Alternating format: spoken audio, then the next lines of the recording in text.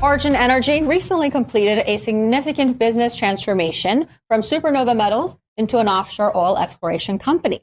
Oregen now holds a 34% working interest in Block 2712A in Namibia's Orange Basin, which is located adjacent to major discoveries by Shell, Total Energies, and Chevron.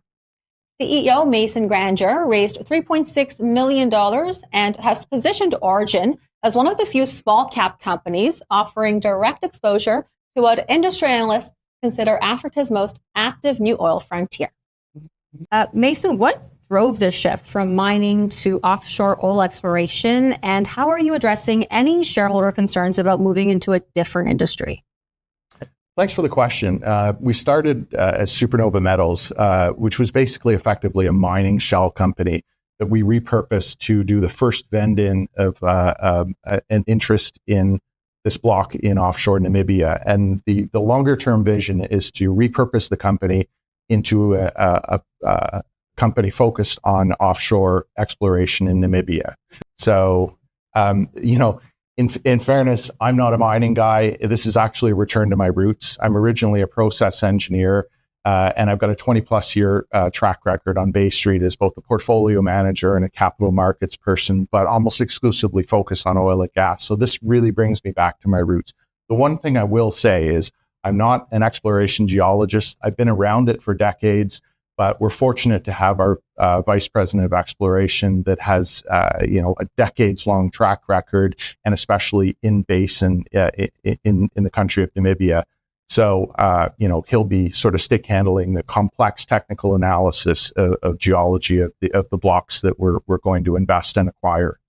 Well, let's talk about the highlights of the block. What key, points of your asset do you want us to take note of today? Block 2712A is a highly prospective block.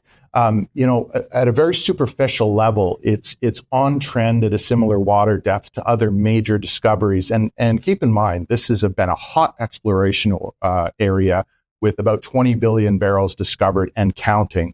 So I think of it as sort of an analogy of a string of pearls. And we're directly on trend with other major oil discoveries like Total's Venus field and Shell's Graph discovery. So, and we can see a lot of this. There's been a lot of legacy 2D seismic shot on the block over the years.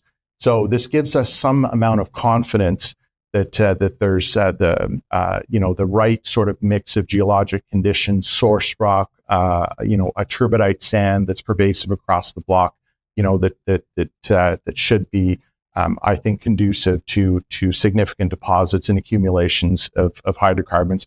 We just need to advance the understanding a step further with 3D seismic. Right. And those seismic surveys begin in Q4 this year. What do you need to see to kind of indicate to you that, yes, there's going to be similar resource to adjacent discoveries? And what happens if results differ from your current expectations? Well, our expectation is that the 3D seismic is going to help us resolve, again, structures from a three-dimensional perspective. We can see a lot of the same sort of attributes that we'd be looking for between source rock, deposits of turbidite sand, a marine shale that acts as a trapping mechanism over top of the reservoir. And the outer high, as they call it, runs through our block. And there's a ponding sort of effect where it sort of pinches out. So we think it ticks a lot of the boxes for the structures and things and elements of geology that we would expect to see for a block to be very highly prospective. But this will allow us to sort of resolve in a three-dimensional perspective the types of structures, et cetera, that will allow a super major to drill an exploration well. It's not cheap here. It's over $100 million to do this. So you want to make sure that you're picking the drill locations with the best data that you've got possible. And that's what we're trying to do, is advance the understanding through 3D seismic. Yeah, and you mentioned something there that we want to cover today, which is that you want to bring in majors to fund the drilling phase of this block. But let's talk about the financing first. Sure. $3.6 million raised so far. What will this funding cover between now and your farm out process that's planned for 2026? Well, the most important part of the financing is that it allowed actually, this is in the rearview mirror, to do the acquisition of an increased interest in WestOil, which is the operator of Block 2712A. So We completed that acquisition last week, the first tranche of our financing at $3.6 million.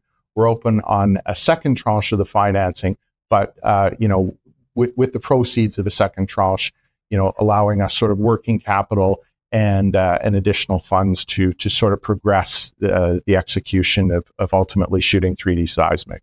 Mm-hmm. And yeah, you own 48% of WestOil.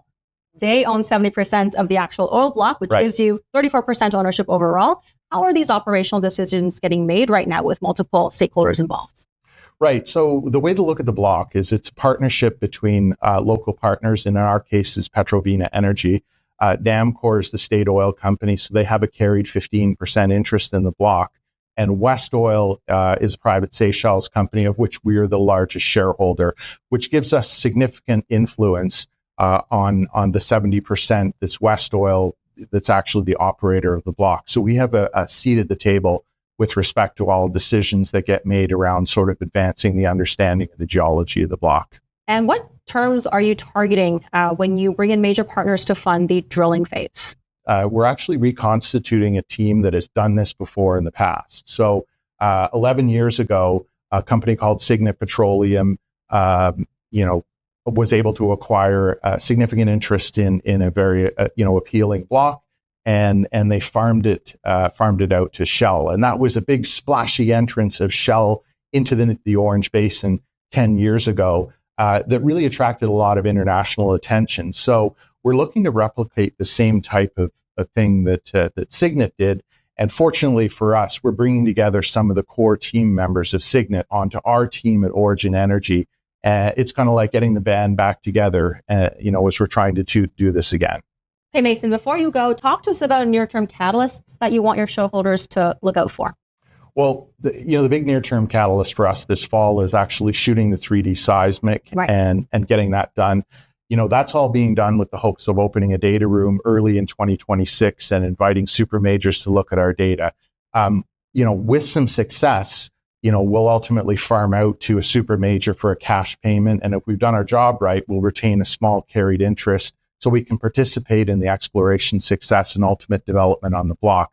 But, from our perspective in mitigating risk for potential shareholders, what we're looking to do is employ a portfolio approach and build a portfolio of exciting prospects around in the basin so that we're not, so to speak, putting all of our eggs in one basket. Right. Okay. Well, Mason, thank you for the breakdown, and hope to get another update from you soon. Thanks.